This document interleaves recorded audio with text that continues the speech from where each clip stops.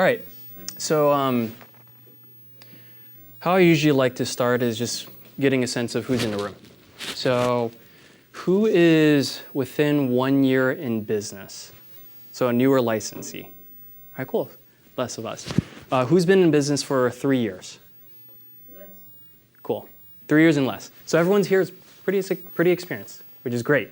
Who has a listing-based business now? Okay. Who wants to build one? All right. So that's the topic for today, obviously. My goal is to answer your questions. I don't have a presentation. I can share anything that we do to get listings, to convert listings, to find listings, to service listings, to earn a referral after a listing. I can talk about any of those. So what questions do you guys have? Start with finding listings. Finding listings. If you had to give me more detail on finding listings, what's the question when it comes to finding listings? The broader sense of it. Steps to find. Steps to find. All right. We can definitely talk about that. Obviously, in our industry, there's traditional ways and maybe there's less traditional ways when it comes to just our interests. So, good question. What else? I guess what, on a broader sense, what you need to hit in your listing presentation, what's important? Items to hit on listing presentation. Perfect. We'll cover that. How do you handle commission discount conversations?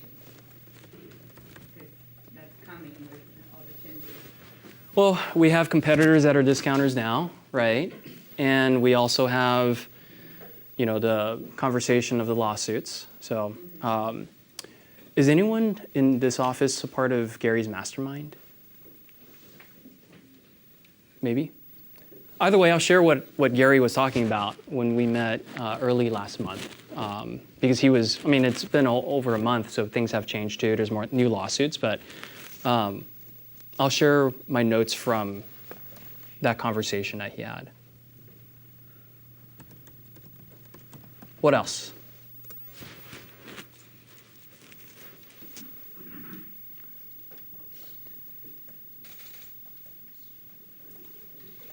We can also do questions as they come up, because I want to make sure that you guys are sitting here because you guys probably wanted to get something today, whether it's an actionable step or a new way to think about business. So I want to make sure this is really worth it. Yes? What systems do you have in place to convert open houses to one-year listings? So specifically open houses and maybe ways to convert listings. To generate new listings from open houses. Because you asked a related question, I'm going to give you our Increase Your Home Value booklet, which we typically have at our listing. So you can look at it, pass it around. Yeah, he'll pass it around. I have more in my car. I've parked outside, so in case you guys want a copy. Good question. What else? Maybe one more question. I like that. It's almost like I'm interviewing right now. Yep. Perfect. And then maybe we can help you find yours too, right? Your differentiation. Yes? Yeah. I know you've been doing this a while and you've seen some cycles, and I know recently this, interest rates and everything have changed so that the market has changed. Yes. For what we're used to from a couple years ago. Maybe, and kind of as you touch on the items to hit in a listing presentation, but how are you speaking to your clients around the noise? Like literally the fear versus what's real? Yeah. Let's talk about that first, because I think what you'll realize about me is the way to think about any kind of objection that we anticipate from a client, for example, specifically that one, is that they called you for a reason that has nothing to do with how everything is going on. They have a problem to solve, and as long as you're the person that can help them solve that problem, you are the best option for them. So, for example, I shared with the ALC earlier, I came from an appointment prior to this where the client's going through a divorce. Now, I still need to do my best job to educate them on, seasonality of the market, the hike cycle, how much values have been influenced by what's going on. The lawsuit never came up, but if they asked me a question about that, I probably have to talk about that too. But for both of the selling parties in this instance, the most important thing for them was to move on in their lives. And the faster they can move on to their next stage in life, they didn't care about anything else. Of course, it's a talking point, but for them, it was just, hey, if they want to move on, the question that they actually have then is, hey, Wilson, are you the right person for us to hire to help me solve my problem? So I wanted to clarify that first, because when someone eventually reaches out to you because they have a house to sell for whatever reason, they occupy it, it's a rental property, they're moving for XYZ reason, they have a problem. So your goal is to be the best solution for that problem. You can throw any of those problems at me and we can probably articulate it in a way that we can figure out how can we be the best choice for them. So it's a good question. Now, finding listings. Even before we can justify our value, right, we have to be able to find the person to express our value, right? So what I have said in other classes or training, and even when I educate my own team, is there's really a handful of ways traditionally that you can get consistent listings in a geographic location. And the method that we've definitely implemented in our business is farming. Now, farming encompasses a couple things. It encompasses door knocking, it encompasses canvassing, which is drop and goes. It encompasses hosting open houses in a geographic location that you want listings. It also encompasses hosting events at the local park for a picnic or a shred day, or doing things within that community.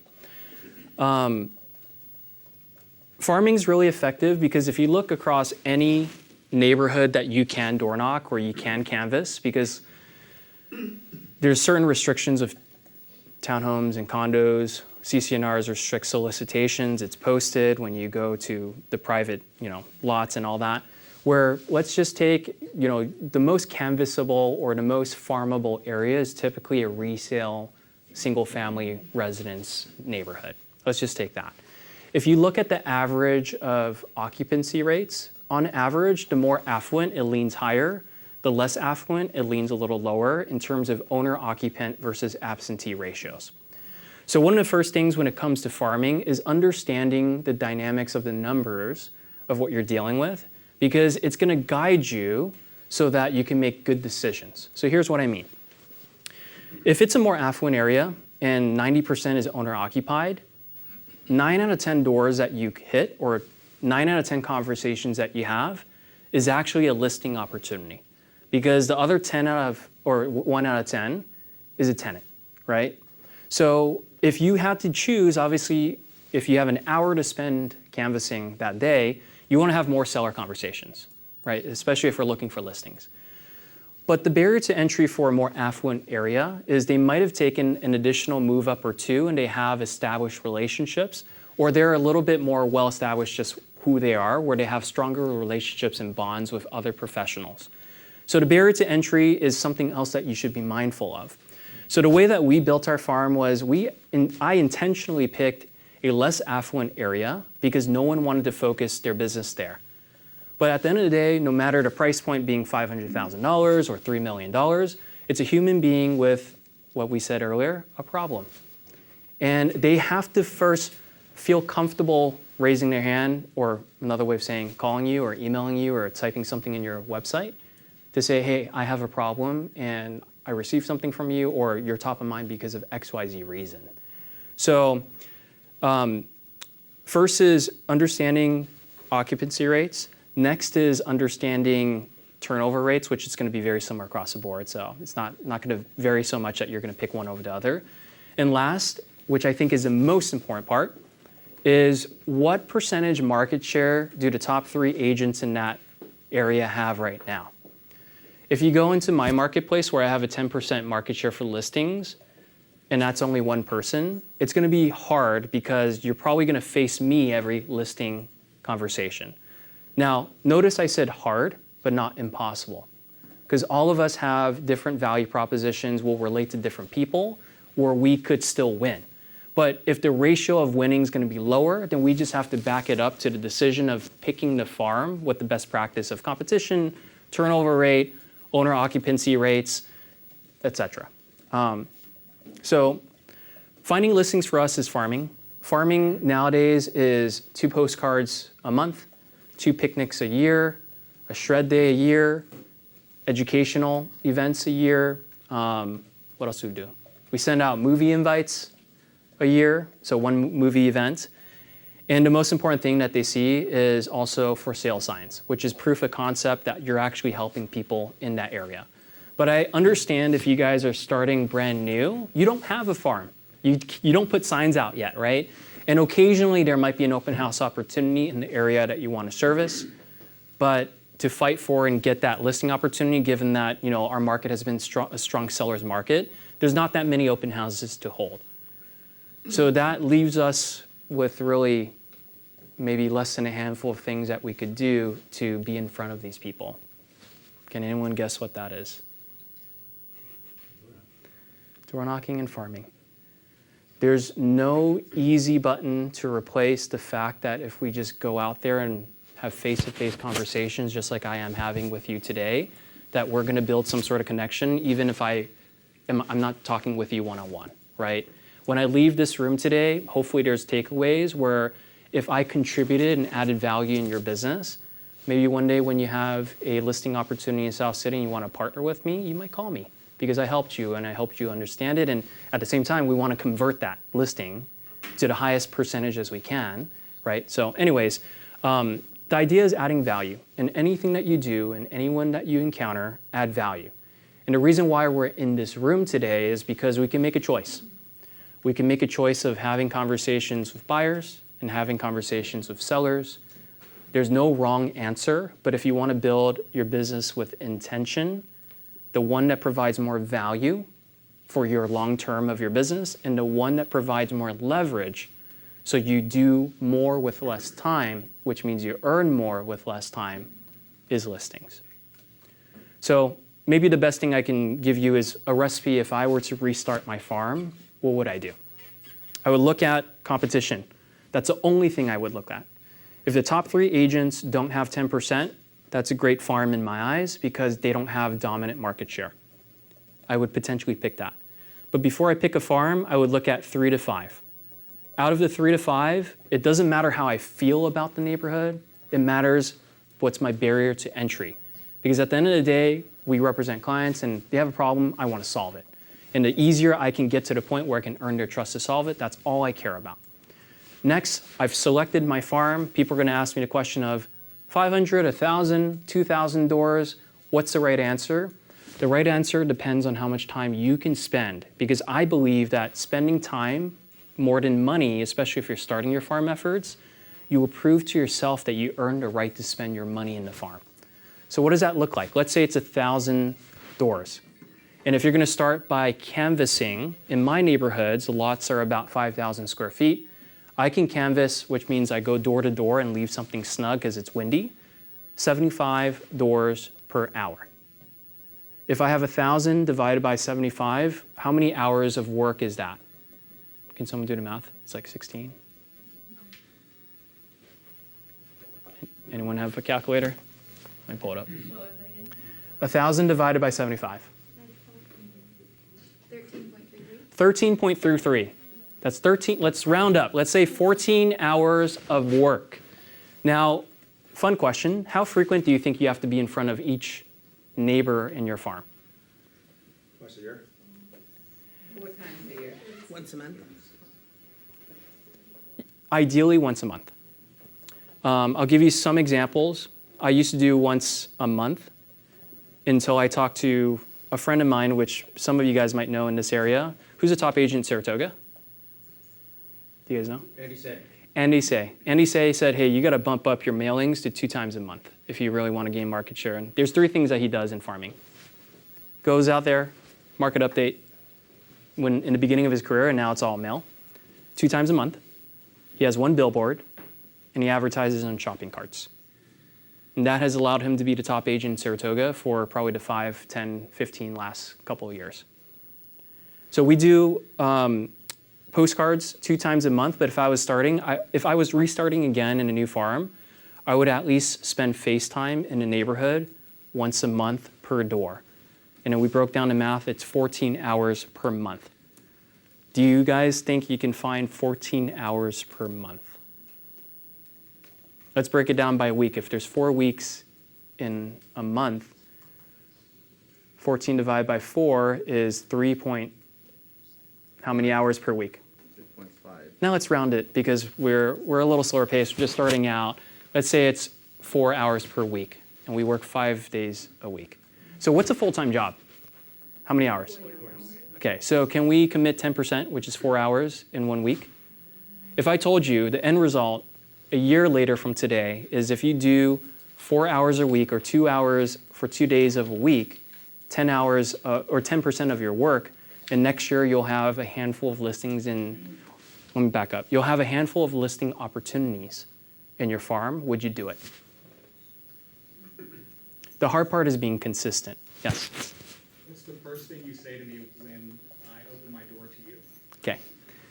So the key of what your question was assuming that I'm knocking on it because you're opening the door. So nowadays, I actually don't even door knock. Here's why. Let's break down the math because it's at the end of the day, it's all a math equation. If I'm canvassing, I can deliver 75 doors per hour. Within that hour, I'm going to pass probably 6 to 8 people and still have 6 to 8 conversations. If I'm intentionally knocking, I have to wait, listen if anyone's walking inside, and if they're hesitant to open the doors, they're still not going to open, or they're going to talk through, the door. I will probably be able to talk to 12 plus or minus people within an hour, but I'll only be able to hit 25 to 30 doors. So for me, it's all about efficiency of how many touches I can get and for the quantity of doors that I could touch, because at the end of the day, if the neighborhood's conversion is still only 3% or less for all homes, the bigger the funnel, the more I'm going to find that 3%. So now we can also make the argument that, hey, if I intentionally knock and build connections, yes, 12 is still outweighing the benefit of just canvassing the 8. But for me personally, I like to canvass because then the conversations are a bit more natural if I'm just bumping into someone. Now, let's talk about that conversation if I'm bumping into someone. I want you guys to adopt the mindset. When you start in your farm, it's going to be hard to think about it this way, but once you get tenured in farming, it's going to be really easy. First tip, you belong there. You belong on those streets, and you should walk up to each door and each driveway and put something there because you're delivering something of value, which is the second thing. What's the item of value? Event invite, market update, recent sold, something that you could assume that they find valuable because they want to know what's going on. Now, will it always be received as value? We just talked about this with your ALC. No, it's not every piece is always going to be valuable for the person receiving it, but here is the key, number 3. If we're always attempting to provide value, eventually it will be received. This is where intentions come into play. If my intention today is to waste your time, guess what you're going to remember about me? How would you describe me? Time waster. You might say, fuck this guy. I just wasted an hour. I could be at home, drinking hot chocolate with my kids, my dog, or walking my dog, whatever, right? But if my intention is to deliver value today, regardless if you remember the exact words that I say for the whole hour, what are you going to remember of me? Interesting, I took away something, I improved my business, and you're going to think about me positively maybe the next time I teach or the next time you see me, right? I dumbed it down for the ALC this morning. There's one sentence for your business that dictates whether you have $1 million in your bank account at the end of 2024 or whether you have a negative balance. How much value am I providing to the marketplace? My marketplace could be one person because I didn't work and I'm a secret agent and I stay at home. Or my value could be to 1,000 people that I attempted to build a connection with in my farm, being one leg of your business. So going back to it, as long as we try to attempt to provide value, that's the key. So you belong there, you walk with confidence, and you're leaving something of value behind, you're just going to show up in a different way. Because no doubt, I've been there too. When I started, I was a little timid because I didn't know what to expect, just like when we do something for the first time. But if you bring that energy, guess what they're going to reciprocate it with? This guy doesn't belong here. Hey, get off my fucking lawn, right? So, yes. Wilson, since I know you walk your talk and you walk your farm and you've done this a lot, how do you attach these things to the houses, knowing that we're not allowed to put things in the mailboxes? But I'd assume, because again, I know you work your farm, that you would have heard from certain cities if you had been, Yes. kind of doing things that weren't in line. How are you going about leaving behind? Yeah, it has to be snug. So the city I work is South City. It's really windy. Things get blown. People call me and say, don't leave your fucking trash on my lawn because it gets blown, no matter how snug it is. But that's where the intentions come into play. As long as it's something of value, they will understand what you're doing. So if they have a doormat, I usually leave it snug under a doormat. If it's wet, then unfortunately I'll try to do it as little as possible so that less of it gets wet, but it still stays in place. There's rubber underneath the garage door, so if you have a thick enough piece of paper, you could slip it and make it snug there. Sometimes I have to roll it up to put it in between the doorknob. If there's nowhere to put it, then I will find maybe a fence where, in between the wood, I will bend my paper to make sure it's snug. The goal is for them to see something from you once a month if you don't make the FaceTime because they're not home. But let's go back to the conversation. Let's say I'm passing you. What was your name? Right, Steve? The role play, since you asked. Jack? Chad. Chad, okay. And I'm not supposed to know your name, so I don't know why I'm asking. But let's say I'm walking up the door and I have something of value. I'm just going to walk up and I'm going to say, hey, how's it going? Great. Hey, my name's Wilson. I just wanted to make sure that you got the invite for one of our upcoming events that we invite all of our neighbors. Or I'm going to say, hey, I want to make sure, a lot of neighbors ask me to keep them up to date on what's going on because they're curious about home values. But sometimes I don't even start with that. I just say, hey, how's it going? Great. By the way, what are you working on? Do you need help? If you're pulling in the bins, or if you're doing garden work, or if you're attending to something in your car. I'm going to talk about something that I see, whether it's a Warriors flag, a 49ers flag, whether it's a workout equipment in the lawn, or in the garage, or if you have a really nice garden, or if you look like you have a new paint job. I'm going to talk about something that, for you, it's almost like a pat in the back, because I'm noticing something personal to you. And usually the real estate conversation happens as a secondary part of the conversation. But if you tell me if you don't have time, you say, hey, I don't want none of your trash or something like that, my default is always this. Hey, I totally understand. This is probably an inconvenient time for you. Regardless, what I'll do is I'll leave the update at the doorstep. Have a great day. I'll see you next time. What did I just do? You tell them you're going to come back. That's one of the key things. But here's step by step what I did. Number one, I'm not deterred by your attitude or what you say, because I belong there. I made that decision even before I showed up to the door. And I'm providing something of value, so I'm still going to make sure that you receive it. I'm going to leave it where you can conveniently look at it when you're not there. I'm trying to diffuse the situation because I understand you're busy or you're doing something, and I respect that. And as long as you see eye to eye and there's mutual respect, he's going to allow you to do that, unless he really pushes the negative energy to push you away again, right? I'm leaving something behind so that he knows who I am, even though I didn't get a chance to ask him for his name. And maybe he briefly heard, hey, it's Wilson, your neighborhood realtor, or maybe he didn't catch that. At least he has my piece already. And the most important thing for me is, no matter the interaction, good or bad, I said, expect me next time. I'm opening the door next time. Because here's the thing. People will react to the degree that they will.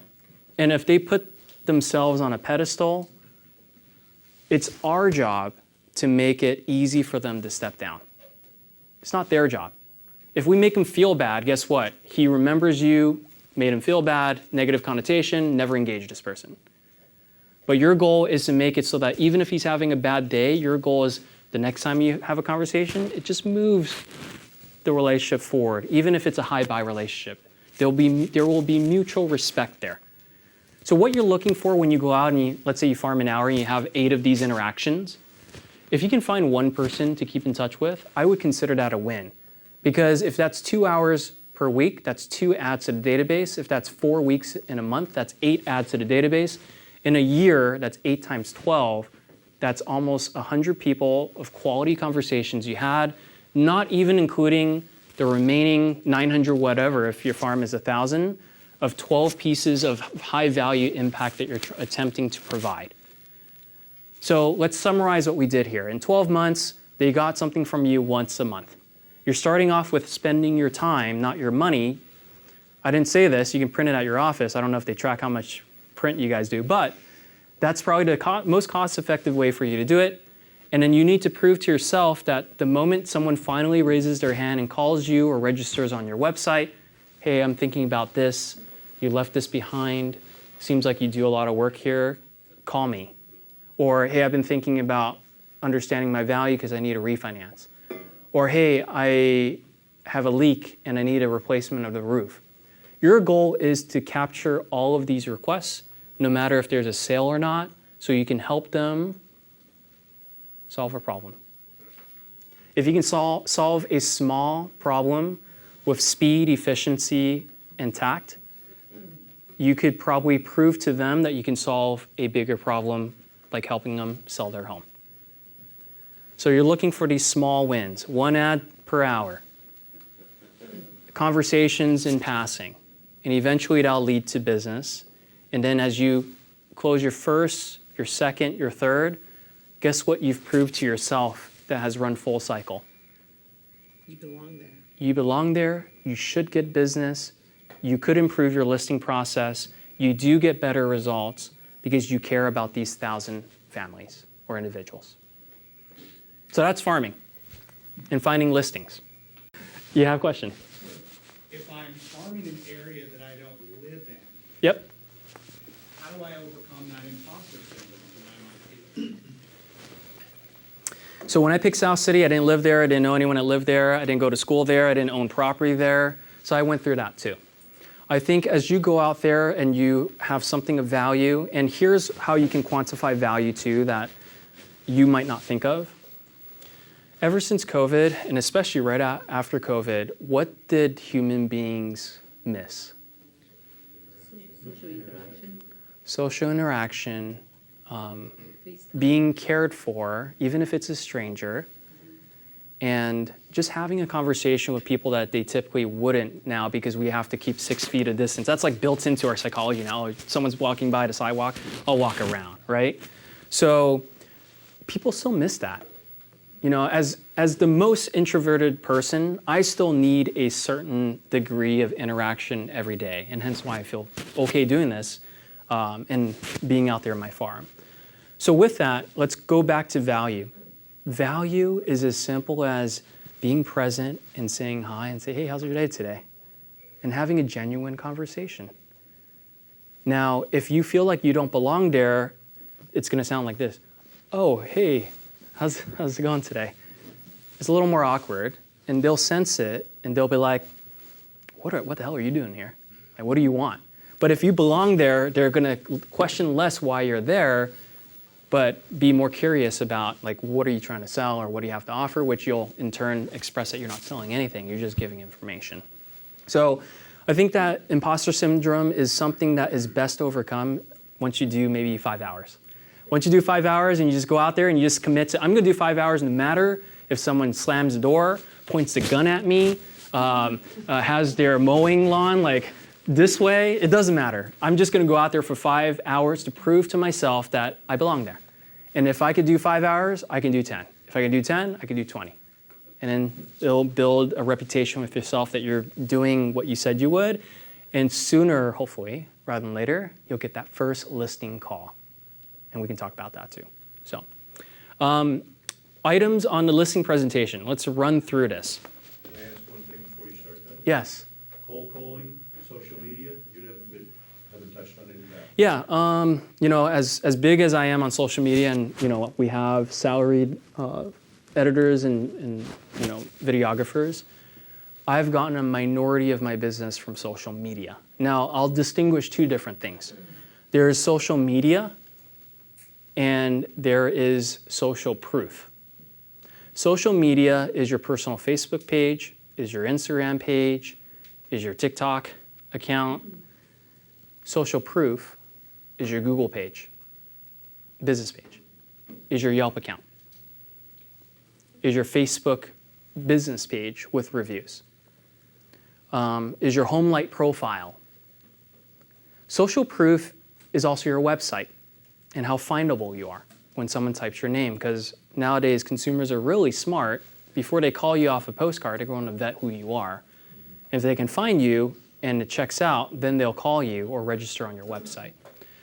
So I get minority of our business from social media, but I get a lot of references on social proof, which means my message to you is, as you start building your career, regardless if you farm or not, be very findable for your name, for the area that you serve. On Yelp and on Google are the two basic ones that you should build strong profile pages. Now, the next question is, do you ask every client, and what's your conversion rate of asking clients to review you? The answer is, you don't need your clients to review you. You can have your friends and family review you based on what you represent and what you've done for them. If you meet a neighbor and you have a really good conversation, you shouldn't be shameful because you're providing value. There's an exchange. Hey, it's been nice meeting you. Christina. Christina, it's always good talking to you in the neighborhood, and I appreciate you coming to our events. There's one little ask. I never have an intention that you are going to move from here, because I enjoy it here too. And if there's ever anything you need, obviously you could reach out to me. But there's one small ask I would love. Based on your brief interactions with me over the last couple years, I would love for you to just write a couple sentences on my Yelp page, because I want to find more people like you, but when they do have a need and they see me online, that they see that I can, what I represent, and I can help them. Would you be open to doing that? Oh, sure. Okay. And the key thing is, you don't give the Yelp direct link, because the algorithm picks up and it filters your reviews. Christina, here's what you can do. Just search my first last name on Yelp, and once you find it, whenever you get a chance, just write a brief review for me. I would really appreciate it. One review down, 99 more to go. Because I can guarantee you, let's say Palo Alto is your market.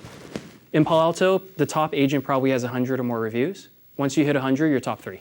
As long as you're top 3, you get a call. If you get a call, you just have to convert the listing consultation, or it could even be a buyer, right? And then whatever your conversion rate is, then you have to focus on how can you improve your conversion rate. So, but most of my listings come from farming. Sometimes they come through website and online because they reference online now. They're smart. So, items to hit on the listing presentation. I'm going to cut it as short because it's already 39 and I have an hour with you guys. I was sharing with the ALC that you probably have a 10 and maybe a 20 or 50 point listing presentation. Who has a lot of points on their listing presentation? Most of us should, because we want to be dynamic in what we can talk about, because we want to answer their questions, right? But how we start all of our listing consultations is by asking questions, right? They might ask you questions over the phone, and you're going to always defer to answering them in person. When you get together, the key question that you should always ask is, hey, Christina, as a result of us getting together today, I know your time is very valuable, and we did a lot for an hour together. What are the most important questions that you want to talk about? Let's role play this. Do I really need to do so much work on my property? Great question. Do I need to do work to my property, or can I sell as is what your question is, right? Great. We'll talk about that. What other questions do you have? I don't want it to be complicated. I want it to be as easy as possible. Can I Okay. live here while we're doing the sale? Great question. So your question is, if I could rephrase, you're asking if you could occupy the home during the sale, and does it affect the results that you would get if you did occupy? Exactly. We'll answer that. What else is top of mind? Commission. I see that there's like other brokerages offering 1%. Yeah. Is it gonna be expensive to sell this? Great question. So I'm going to write it down. There's people offering 1% or lower commission, and what's the results that they get versus what's the results that we could potentially get, no matter how much commission you pay, if you feel like we're a right match. We'll talk about that. What else is top of mind? That's it for now. That's it for now. Okay, great. So what you're saying, Christina, is if I answer question 1, I rephrase. Question 2, I rephrase. And question 3, I rephrase. And you have confidence that we could potentially work together. These are all the questions that you really have. Yes. Perfect. Now, by no means am I expecting, after answering 3 questions, you're ready. If questions arise, I want you to feel comfortable that you can continue asking. Is that okay? Oh, yeah. Okay. Thank you. What am I doing here? Building rapport. Building trust, building rapport. I'm having her tell me her deepest thoughts and questions about the process. And lastly, I'm deferring the objections to later. Because if I start by talking about commission, what have I not talked about? Value. Exactly. You have to start with value. What is value? At a listing consultation, maybe this is the question that we can answer too. How do we define value at a listing consultation? I'm sitting with Christina in her dining room, on her table, and we're chatting. What do you think is value to her? What you can do for the seller. What I can do for the seller. Correct. Now, value could be perceived as me answering these 3 questions, but it's not only that. And value is, what does the agency agreement say? If you guys could remember on page 1, the most important question. That you'll act as my fiduciary. As a seller agent, I have to act as a fiduciary duty to the utmost care, integrity, honesty, and loyalty in dealing with you. Right. How do I have that memorized? I read that sentence every single time. Now, it's one thing to read that sentence. It's one thing for her to feel like I am being a true fiduciary. So value is answering those 3 questions. We clarified that. But value is answering the unasked question, the unbrought up concern that you have, where if I give you all your options, whether you asked or not, whether I gave you information on how much you'll net, whether you asked or not, whether I know that you're going through a separation, whether you brought it up or not, it's going to come up in conversation. I'm going to diplomatically handle this conversation so you know I heard the unheard. That you know I am aware and proactive in my ability to understand you. What the 7 habits say in one of the key parts? Diagnose before you prescribe a solution. The 10-point, 20-point listing presentation that you guys have memorized or you guys are leaning on because maybe you guys haven't gone through as many listing consultations is a crutch. It is not the most important part of your presentation. The most important part of your presentation is that question process and listening so I can really understand what are you not saying to me that I really need to understand. How do you get good at that? Experience. Just doing this more. You have to, and I hate to say it, you have to lose to know how to improve. That's why we call it wins and lessons. Losing is part of the process. In fact, if a person has 10% market share in a farm, that's considered dominant market share. But guess what? You're losing 90% of the business. Let's rephrase. If you never get the call, or you get the call and you interview and they decide not to sell, I don't categorize that as loss. They still kept their home. I helped them make the decision to keep their home, right? So if you can find peace in knowing that you can't get every single piece of business, and all you can really control, let's talk about control real quick, all you really can control is the conversations you did have, then you should be at peace that you do get some of the calls. Because let's be real, if this was my farm of 30 people in this room, you decide to sell with someone else, you decide to sell with someone else, you two call me in separate occasions, I am just happy that I built a strong enough connection with these two that they decided to call. Someone had a stronger connection with these other people that no matter what did I control in that situation? Did I seek them specifically and knew they were going to sell one day? No. All you can control is being out there and have the conversations you could have. So I'm at peace when I see another sign in the yard because I didn't have a stronger relationship than whoever listed it. And if you approach it in that way, I think you'll be fine. Like, you won't be intimidated the next time you see a sign or when you lose out on a consultation. Because at the end of the consultations, I also say, Christina, I'm going to walk away from here today. You're going to discuss with your spouse and your family and whoever's important, what's the best course of action here? Now, a couple things could happen tomorrow or next week. You can call me and you can say, hey, we're ready to go. Really enjoyed your presentation, and we want to list with you. I'll be so happy for the opportunity to work with you. You can also call me and say, hey, Wilson, we decided not to sell because we just don't think it's the right time. And I'm going to be so happy as well that you shared that with me because I helped you and I contributed in you making that decision. I'm equally happy regardless of the results of getting a listing. Now, what does that tell her indirectly? You have her best interest in heart. Correct.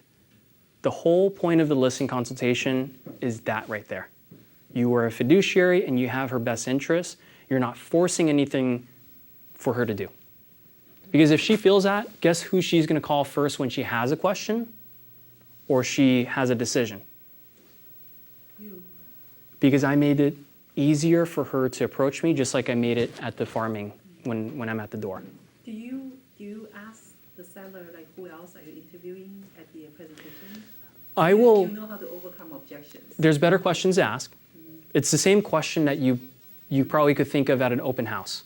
What's a question that we ask buyers at an open house that's common? The one that drives me nuts. Do you have an agent? Yes. Why is that the wrong question? Because they will lie to you. Because if you're comparing yourself apples to apples, what are you suggesting? I'm average. You're average, you're equal to some degree. What's a better question to ask? What's your agent's name? That's equally the same. In fact, the name of the agent never matters, whether it's at an open house or at a consultation. Whether they're interviewing 2 agents or 5 agents also doesn't matter. What matters is if she feels like you could help her, and if I establish value enough that she feels I could help her, I don't even have to ask that question because her body language and her language is showing me that she wants to work with me. But what I should do, so there's merit to what you asked, what I should do instead is, Christina, if I was in your shoes, any educated and diligent seller would probably talk to more than one person. Would you agree with that? Yes. If I was in your shoes, I would do my due diligence to talk to probably 3 or 4. Now, I'm one candidate, and I'm very appreciative that you called me today. And hopefully this was valuable. And at the same time, being you're going to do your due diligence, I would love to know what you've heard from others that you really like and that you really don't like. Or maybe it's not what you heard, but what you felt. Oh, I felt pressured by this agent I talked to. Tell me more. Well, it's such, and they said they would do it at this percentage, and they would offer free staging, but I just didn't get a good vibe from them. I appreciate that. So I'm going to write that down. The reason why I'm writing that down is I want to know what you're looking forward to and what you're not, so that I could create the best win-win so that we can work together. And if I can identify those and it sounds good, I'm going to read back to you after you share with me what you've heard. Would that be helpful for you to make a decision? Yes. Love that. Okay. Tell me more about the second person. Tell me more about the third person. And then it's going to get to a point where you do talk about commission. And then let's put the lawsuit aside for now.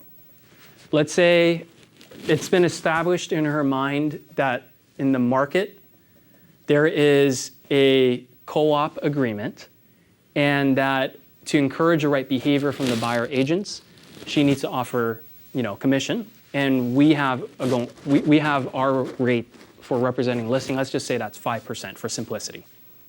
Realize this might be recorded and all that. So let's say it's 5%. What is she going to say? There's 2 things she can say. someone offered less commission, someone offered concessions. Now, if we started that conversation with talking about this, you're going to compare apples to apples. It's going to be a hard-fought, like, bumping of heads because you didn't express value yet, and she's just comparing cost. Your job of the beginning of the conversation is to express enough value so that she's not comparing costs. She's comparing, what am I getting for how much am I paying? And if the end result is netting more, does it really matter if I'm paying 2.5% or 3% to my listing agent? In fact, that 0.5 or that 1%, depending on how steep the discounters are in your marketplace are, is so insignificant if you can share with her the value you provide to get her a better result. So what I'm trying to say is don't get stuck in talking about something that's lesser importance than the most important thing, which is the outcome that they look forward to. But let's say she brings up someone offer free staging and someone's willing to do it at 5%, and what's the question that you would ask as a consumer once you mention that? Will you do it for less? So there's a couple routes that we can take here. We can say yes. We can say no. We can say yes with stipulations. We can say no with stipulations. Here's what I mean. There's a couple strategies here. Clearly, I've gone through this a couple times. If you say yes, the stipulation could be it's based on what you sell for. So there's a tier structure in pricing. Now, chances are in the marketplace that you're fighting for a listing, it's competitive. You have to come up with ways that you can make commission even more incentivized for the result that you could drive. If you're confident in your pricing, if you're confident in your strategy, you should have no problem tiering your commission because you're still going to get your going rate or the rate that you charge. Because you're structuring it in a way that you're still going to get it, but in their mind, there's a way to pay less. Let's say you say no with stipulations. Christina, this is what I typically charge for the services, and you can reshare what those services are. And the reason why I have to say no is I'm fighting for you because when you hire me, I know I'm going to get a better result. Here's the broker metric stats. Here's the case study number 1, number 2, number 3 of my past. And this is why I know even if it seems like you're paying a higher fee, you're actually going to get more as a result. I have a question for you, Christina. If you had a family member, do you have stage 4 cancer, a 10% chance to live, and they have to hire a surgeon to take out a malicious tumor, would you go with the cheapest option? No. Would you actually go for the middle option? No. Like middle result, middle option? No. What would you do then? I want the best. Why? Why does that matter? I mean, kind of see the correlation between selling a house. Yeah, I see the. You will want the best, right? Yeah. Now, I'm not saying that selling a house is life or death, but I know for certain that after helping so many sellers, it impacts your livelihood down the road. If you have an additional $25,000, $30,000, $50,000 in your pocket, what would you do? Wow. So I understand too, because paying 0.5% more means that there's a line item of a debit on your closing statement that looks like you're paying more, but what if at the end result that you're netting more? Would it matter? If not, I want to work for you. I believe we can add as much value, if not multiples of it, of how much that you're actually going to pay me. And this is the evidence of our track record. Now, let's say you don't have the track record yet because you're taking your first, second, fifth listing. Leverage your office. Lean on someone that has taken a lot of listings, right? It's still we. We as listing agents, we as a brokerage, as a company, represent this. So I handle that commission conversation. It's a non-issue if you can express the value that you provide. Just quickly to cover, I have 5 minutes. What do you want to cover? What's important? How about the lawsuit conversation? Yeah, lawsuit, okay. Walking away from Gary's mastermind, it basically summarized in this. It hasn't impacted California. It's business as usual. It'll come up. You'll have to answer your answer of what's going on. And you either believe in co-op compensation or you don't. And whichever you believe, you have to express why. As of right now, I have not seen any impact in our marketplace, me personally. The question will arise, and you will have to refrain from saying going rate and standard. But what you will say is you want to create the right incentives for the right behavior for the end goal, which is what? What does the seller want again? Most of the time. They will articulate the result that they want. If it is a highest sales price and they want to incentivize the right behavior, because as we know, the people that are likely going to write and win whichever property probably isn't writing their first offer, right? Which suggests that they're already working with someone. If they're working with someone, that person expects to be compensated. And if they have a hard time justifying their value just now because the market could be in transition, then we want to make it easier to incentivize them that they know there's compensation at the other end when they represent their buyer. And if that's the case, we probably should offer something to the buyer agent.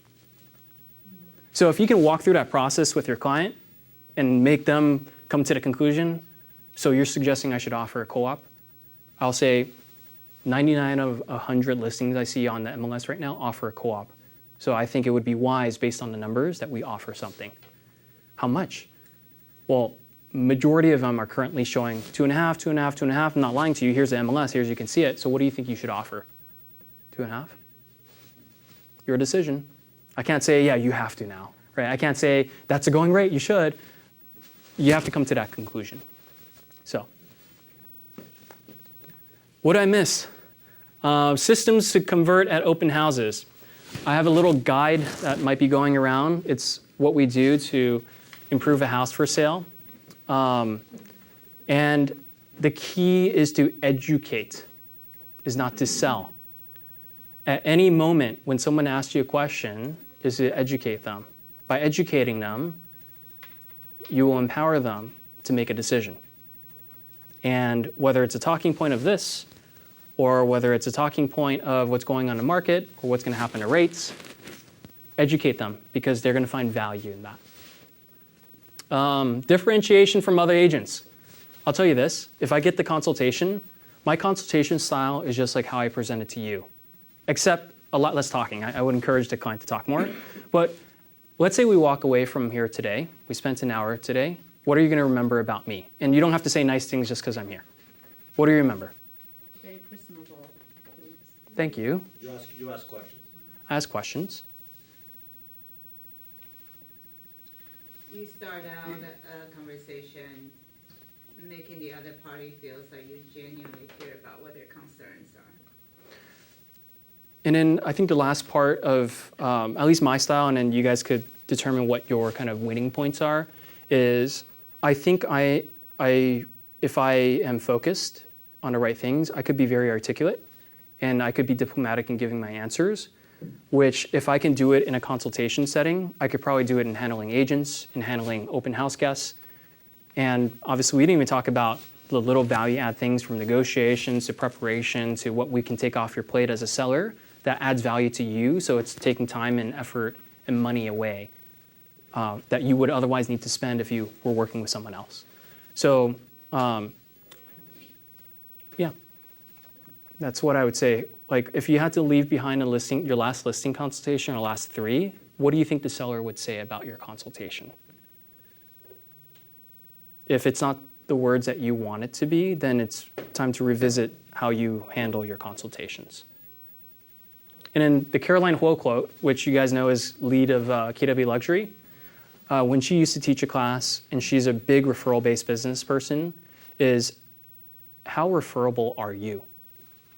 Would you refer yourself to your client? Or are you too transactional, which sometimes I could be. I'll be honest about that. Or are you too busy and you need support and you need to hire people? Or are you too available and it's almost like you're begging for business, right? What words come to mind that would describe you right now? And whether it's good or bad, you probably know what you want to be described as. So how can you work towards that? So thank you guys. I know we only have an hour.